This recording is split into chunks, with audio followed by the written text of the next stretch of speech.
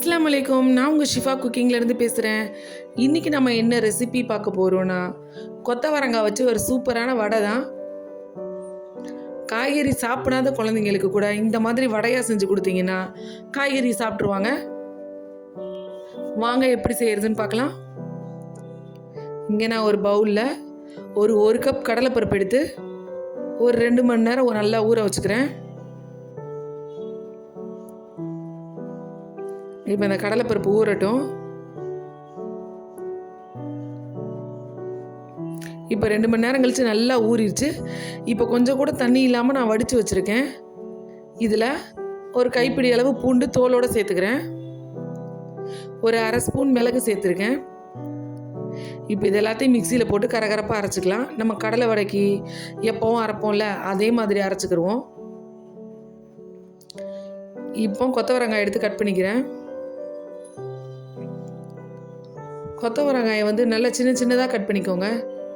இப்போ ஒரு பீன்ஸ்லாம் பொரியலுக்கு எப்படி கட் பண்ணுவோம் சின்ன சின்னதாக, அந்த மாதிரி கொத்தவரங்காயை கட் பண்ணிக்கோங்க. பாருங்கள், இந்த மாதிரி. நீங்கள் வடை சுடுறதுக்கு கொத்தவரங்காய் எடுக்கும் போது ரொம்ப முத்துன காய் அகலமாக இருக்கும் இல்லையா, அந்த மாதிரி காய் எடுக்காமல் கொஞ்சம் பிஞ்சு காயாக எடுத்திங்கன்னா வடைக்கு நல்லாயிருக்கும். இதே மாதிரி எல்லா காயும் இப்போ கட் பண்ணி வச்சுக்கிறேன்னா.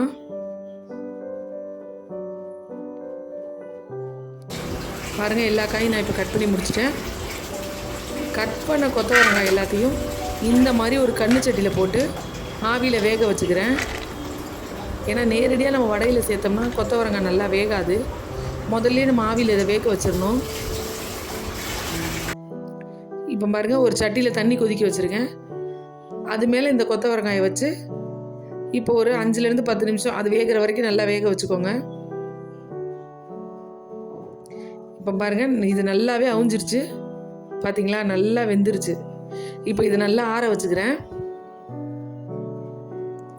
இப்போ ஒரு பவுலில் நம்ம அரைச்சி வச்சுருக்க கடலைப்பருப்பு எடுத்துக்கலாம். அந்த கடலைப்பருப்பில் ஒரே ஒரு பெரிய வெங்காயத்தை மட்டும் பொடியாக கட் பண்ணி சேர்த்துக்கிறேன்.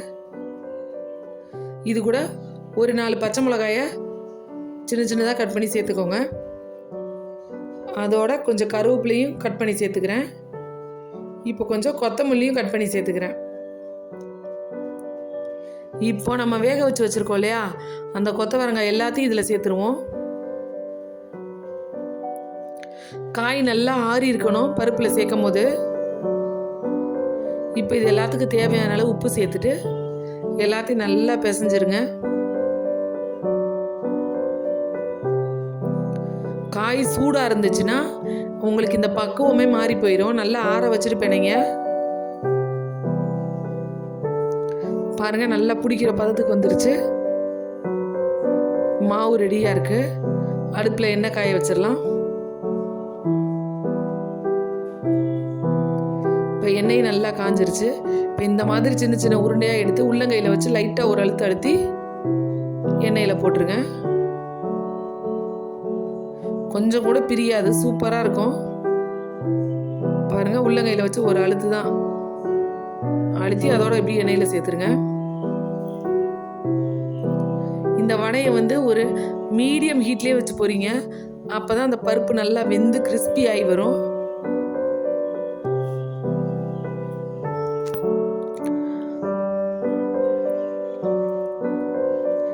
இப்போ உள்ள பசங்கள்லாம் காய்கறி சாப்பிடவே மாட்டேங்காங்க. நீங்கள் இந்த மாதிரி வடையிலலாம் காய்கறி இதுகளெல்லாம் சேர்த்து கொடுக்கும்போது அவங்க இதில் காய் இருக்குன்னே தெரியாமல் அவங்க சாப்பிட்ருவாங்க. பாருங்கள், வடை கொஞ்சம் வெந்துருச்சு, அதே மேலே எலும்பி வந்துருச்சு. இப்போ எல்லாத்தையும் நல்லா திருப்பி விட்டுக்கோங்க.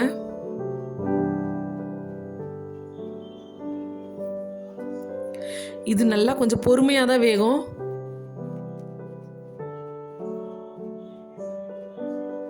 நல்லா பொறுமையாக வேக விட்டிங்கன்னா தான் நல்ல மேலே நல்ல ஒரு கிறிஸ்பும் உள்ள சாஃப்டாகவும் இருக்கும். பாருங்கள், நல்லா வெந்து வந்துருச்சு. பார்க்கவே அவ்வளோ அழகாக இருக்குது. இப்போ நம்மளோட வடையை வெளியில் எடுத்துடலாம். சூப்பராக வடை ரெடி ஆயிடுச்சு. கொத்தவரங்காய் வடை நீங்களும் உங்கள் வீட்டில் ட்ரை பண்ணி பாருங்கள். ட்ரை பண்ணி பார்த்துட்டு எப்படி இருந்துச்சுன்னு கமெண்டில் சொல்லுங்கள்.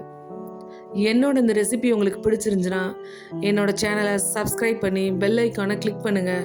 நான் போடுற புது புது வீடியோஸ்லாம் உங்களுக்கு நோட்டிஃபிகேஷனில் வரும். கண்டிப்பாக உங்களுக்கு ரொம்ப யூஸ் ஆனதாக இருக்கும்.